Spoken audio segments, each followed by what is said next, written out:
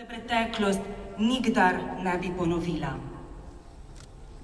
Spomina pa ne smemo izrabljati za prilivanje olja na ogenj razdora, pač pa mora biti še posebej v teh bolečih trenutkih gorivo, ki nam bo omogočilo, da združeni in da me dan za dnem spremlja vedno več ljudi, ki z mano hodijo po tej skupni poti.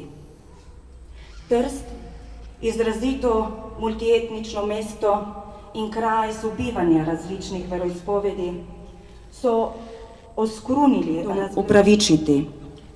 Jaz nisem v svet, sem pa župan Trsta in v imenu mesta se opravičujem.